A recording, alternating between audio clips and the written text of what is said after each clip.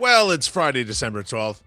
Right in the thick of the sports season. The Leafs are popping, the Raptors are going well, and I'm joined today by CJ Nitkowski to, of course, talk about the Toronto Blue Jays because baseball continues to dominate the headlines up here in Toronto. CJ, looks like we're not getting our wishes in our bullpen. First, it was Edwin Diaz. Now Mm. it looks like your Atlanta Braves have stolen Robert Suarez.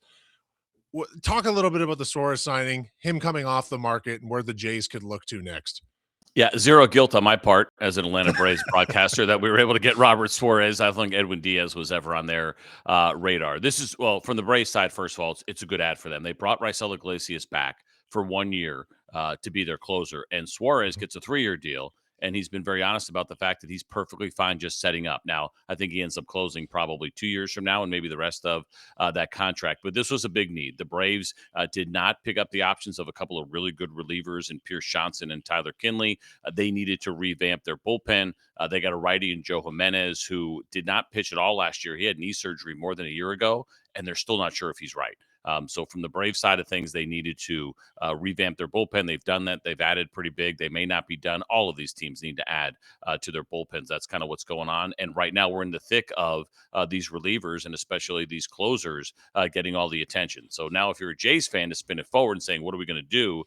It becomes about, can you find a better closer option than Jeff Hoffman? And if you can't, then you need to then go down the line and start building up behind him. It's one or the other, right? We know what happened last year. It happens consistently to contenders where your closer will be a little bit up and down. I mean, look what happened with the Los Angeles Dodgers, right? They signed Tanner Scott to a huge deal last year. He was not a part of what was going on in the World Series. They pivoted to some starters in Yamamoto and Sasaki. So the depth of what you do with your bullpen sometimes doesn't always even mean your relievers once you get to the postseason. It could be about your starters. There are a couple of decent arms still out there. Brad Keller is a name who could potentially close for some teams. Pete Fairbanks is out there. That would be a good ad for the Jays if you're looking for someone to go up above Jeff Hoffman. But again, if you can't find it, then you go just below and you find some really strong setup men.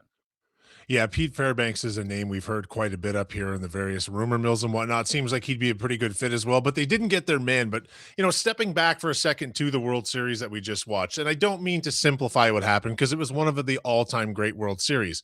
But in the end, as a matter of simplification, the Dodgers won that series because they avoided their bullpen, and the Blue Jays lost the World Series because they had to go into theirs. And that's just simplifying the last couple of innings of the series itself.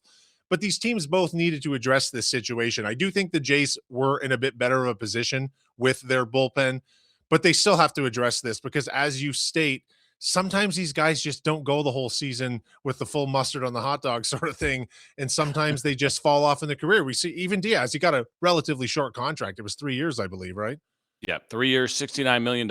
Sounds like he did not want to go back to the New York Mets. This is a consistent problem throughout Major League Baseball and finding those relievers that can be consistent year over year. So when you see a guy who's had a pretty good run, Suarez has had a really good one, you jump on it. I mean, even Diaz, the worst version of Edwin Diaz, is still really good.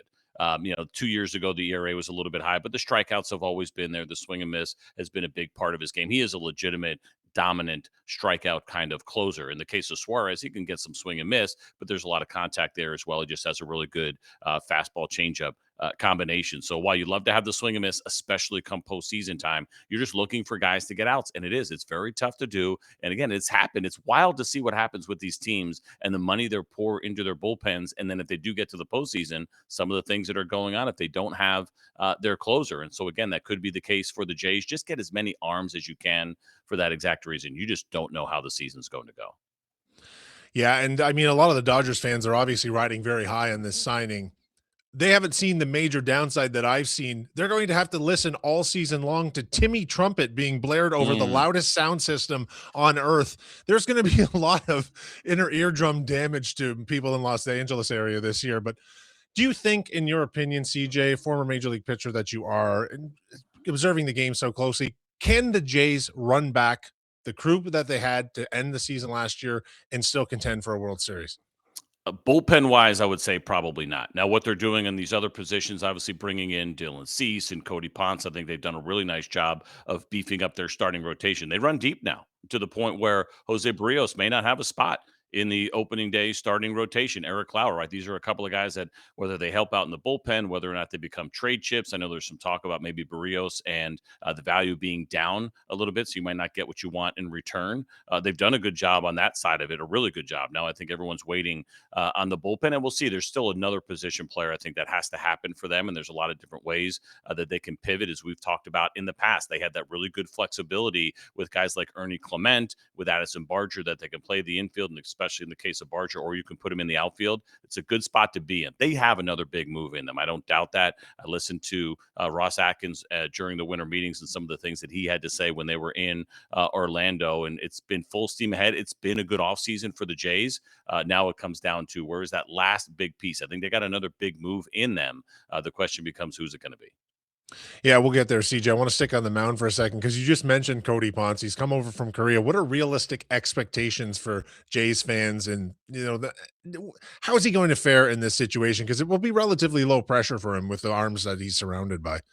Yeah, you're talking about a guy that you're asking him to go to the back end of your rotation, which is a good spot for him to kind of come and get settled in. He made some huge adjustments in what he did in Korea, and there'll be a lot of talk, and you're going to see it firsthand, of this really good changeup to go along with the plus fastball. There's something about a trend that has happened now in the game where, when you used to go to Asia, I went to Asia for 4 years, that's at the end of your career. Right, it kind of takes you into retirement. That has changed pretty dramatically. We have seen success story after success story of guys that go over there, maybe didn't have a lot of success in the big leagues, figure it out, figure something else out. In the case of Cody Ponce, it's been this really good changeup. And he's a fun guy. You listen to him talk. I mentioned this, I think, a little bit earlier, that he is a guy that I think Jays fans are going to absolutely love. And he doesn't feel like a guy either. When you go through these kind of trails for your track record as a player, where you're having a hard time finding consistency, you find it later, you do it internationally. There's a different kind of mindset when you come back, because you've been through it, right? Like anything in life, right? You've been through it. And so you're a little bit more experienced. I think he's going to be good. I mean, his stuff is legit. I talked to Ryan Weiss, who's a teammate of his last year,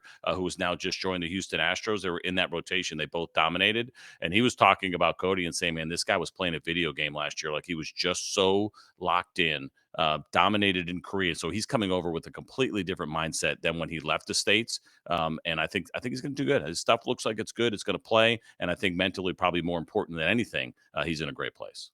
Yeah, and those watching at home, they need to understand that Korean Baseball League has come a long, long way. There's high quality talent over there, and it's it's not no easy task to put up the numbers that he put up there last season. And Yeah. also, the Jays are known to have one of the strongest and most cohesive clubhouses. And from everything we've seen from and heard from this guy so far, he's going to fit into that mold extremely well. You just touched on it yourself. Yeah, he seems fun. When I was talking to his teammate yesterday, the one thing he said about him, which I thought was interesting, as I was trying to compare the two and get some out of him, he said, "Yeah, Cody and I were similar, but we were also really different." And the one thing that he brought out that I found just kind of funny, and apropos of nothing, he said, he's the kind of guy that likes having a brand new pair of shoes for every start he made last year. So I don't know if we're going to see 32 pairs of shoes necessarily in his locker, where Ryan Weiss was saying, "Man, I'm one pair of shoes the entire year." But it just kind of speaks, I think, to the personality. Again, I think Jays fans are going to love him. At the end of the day, it is about production. I think he'll fit in very easily into that clubhouse. Once you have that culture built and led by guys like George Springer and Vladdy, right, and what goes on there, it's very easy to slide in. When you go to a new team and the clubhouse is right, it just makes life so much easier. When you go to a place maybe where there's some disruption and things aren't right, I mean, the New York Mets are dealing with that right now. Like, going into that clubhouse right now as a new player is probably a little bit unsettling and will take a lot longer. And that's why we hear more and more about culture. I know it doesn't always sell with fans. They don't want to hear it as much. Like, we just want wins. Culture matters. And having a good clubhouse run by the players first and foremost, and then, of course, what you have in your coaching staff goes a long way to make new guys feel comfortable so they can perform. Okay, well, now I have to know, CJ, how many pairs of shoes would you go through in this typical season? Yeah, so as mostly a reliever, it was just a matter of whether or not I tore a hole in one eventually. But I was generally one until about that last month. I'd start kind of breaking in the next pair. Same thing with the glove, right? Use that glove for about the first 5 months of the season, start to break in the one for next year. So I wasn't getting nearly the attention of the contract that the big boys were getting, though, either. Okay, well, Jeff Passan on MLB Tonight on ESPN this week, he even remarked that he thinks the Jays could sign both Kyle Tucker and Bo Bichette. And while, I mean, on some levels that seems like a pipe dream, you know, they we hear Bichette linked to Boston, and Mhm. maybe their interest isn't actually that strong. Maybe they're just going to shift infielders around to explore the trade market. Neither of these guys have really been strongly linked to any team but the Mm. Toronto Blue Jays. Is it still realistic that they both end up on this roster?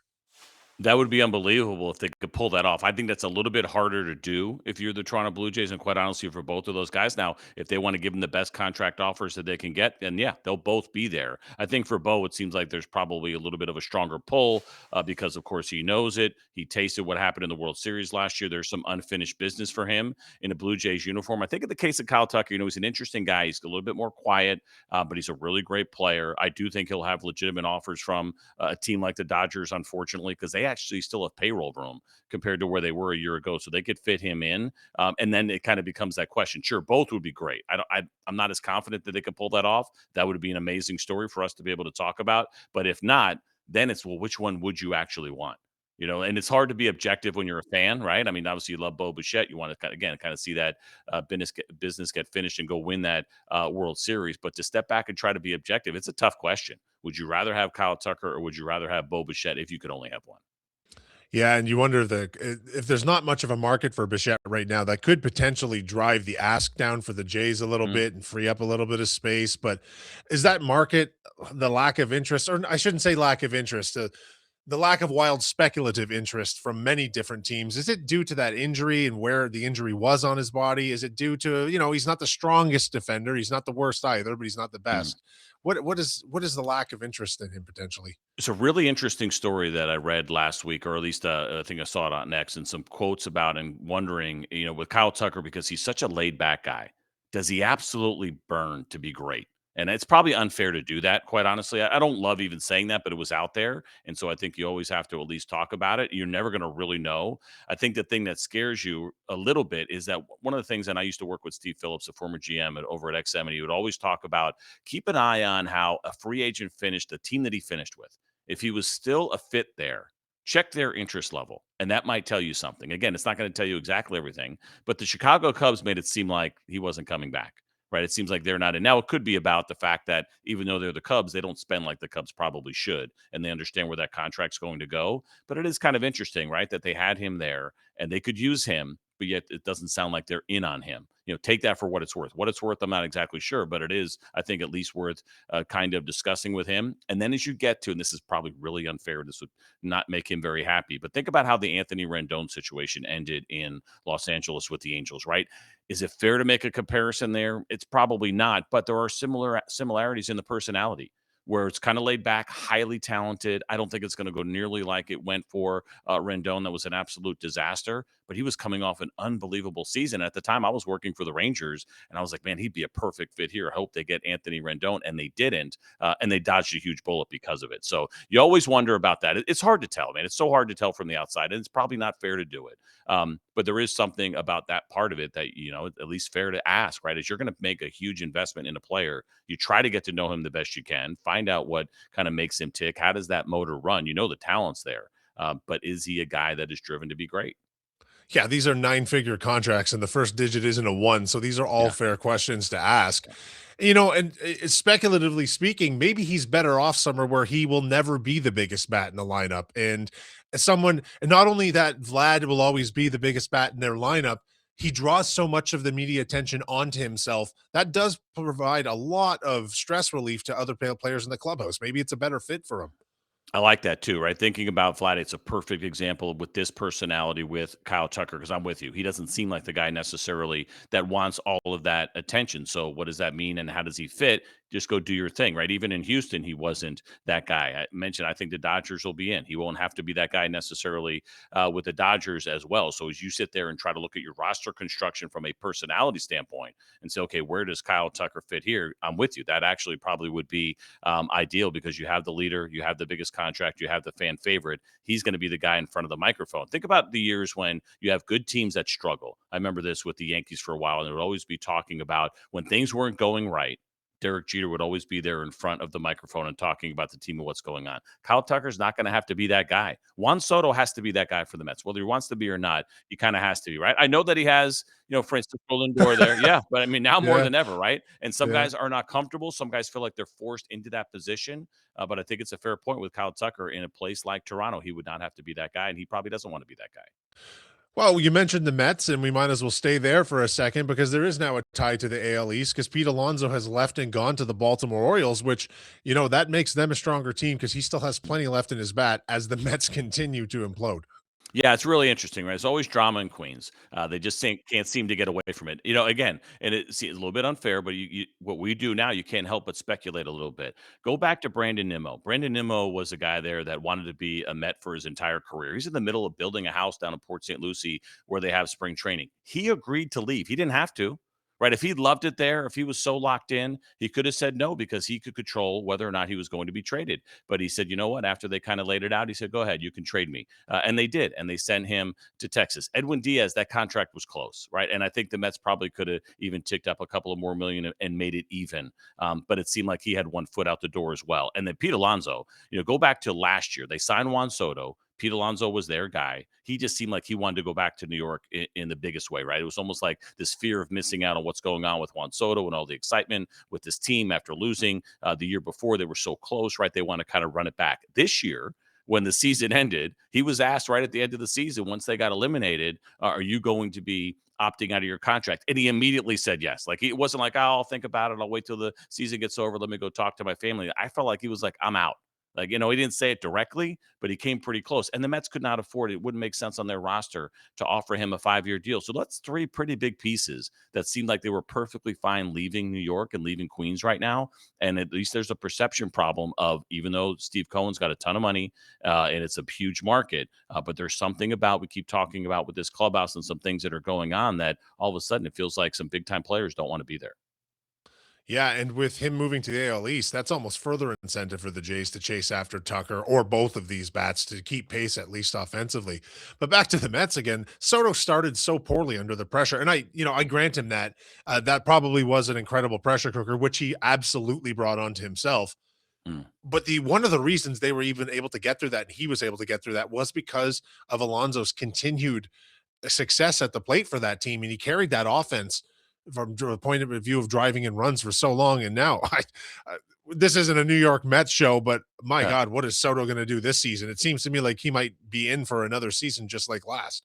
Yeah, and maybe Barry Bonds-esque in walk total this year, right? If they don't find that protection that you're talking about, and he's already a guy that does an unbelievable job of drawing walks, but you're sitting there as a opposing pitcher, and when you navigate a lineup, a lot of times you will identify a guy that you're not going to let beat you. And I think it was probably the case last year. They went after Alonso when he cashed in. He turned it into a big contract coming off that huge year. This year, as it stands right now, who's going to be that guy, right? Lindor's going to hit at the top of the order. Who is going to be behind Juan Soto? And they got some work to do. They've been so focused, David Stearns has, on their defense, right? Their defense was not good last year. Part of the reason they wanted to move Nimmo, why they brought in Marcus Semien, maybe part of the reason why they didn't bring Pete Alonso back. He has struggled defensively, and over the course of 5 years, there wasn't enough DH space for him because I think Juan Soto eventually has to be their DH. So how do they bring in somebody to make sure that you're getting the most out of that $765 million contract for Juan Soto? You do it with really good protection in a lineup. Otherwise, we might see him walk 175 times this year. All right, CJ, well, let's close on the Blue Jays again. Mark Shapiro has signed a new 5-year deal to remain in place as the Blue Jays president and CEO, a position he's held since 2015. You have to figure after the season they just had that re-signing was inevitable. But can you talk a little bit about the job he's done with that team? He's done a really good job, right? They were under a lot of pressure. Everybody was, right? From John Schneider to what was going on in the front office, and contracts were up, and we knew that, or getting close to being up. It started with getting Vladdy done, right? That could have been a huge distraction last year. I mean, it starts before that, but as far as what's happened here recently, getting Vladdy done, I think of course, you got to get the nod from ownership to open up the pocketbook a little bit, which certainly they have done as well. And he spent pretty well, right? Again, with the Jeff Hoffman situation, and Anthony Santander, there's still a lot more there that you got to get out of those guys, but I think they have spent pretty well. I think George Springer saves you a little bit with the bounce back year he had, right? Otherwise, the back end of that contract looks really bad and you're in a much worse spot. So players are always kind of the ones that are making the coaches in the front office look a little bit better. But something that they have talked about with consistency that is really important. I think we've talked about this as well, but that is making Toronto a destination. They got very serious about that. You can talk about the players you put on the field all day long, and that, of course, is the most important part in getting the results. But it starts with creating an atmosphere where they struggled to bring in Juan Soto and Shohei Ohtani. And I think we started to see what they have done here, and the focus on families is important now more than ever. When I broke in, people didn't really care, right? 1995, just get here and do your job and let your family figure it out on their own. That is not how the game is treated anymore. And so they deserve a lot of credit for that. And you hear players raving about playing in Toronto. The success on the field certainly helps. So take the culmination of all of those things and you put yourself in a spot where you've got a roster together, and not just a roster together, but a roster that wants to be there, a roster that is happy to be there, that wants to compete, not just for the city of Toronto, but the entire country. And they've done that. And that is not easy to do. And so I think he deserves a lot of credit for that. And then, of course, again, ownership giving you money to work with helps a bunch as well.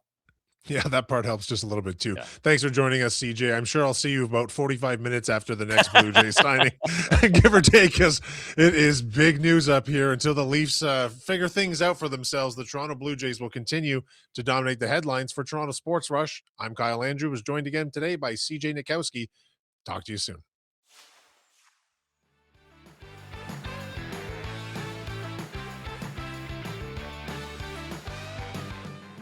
Yeah,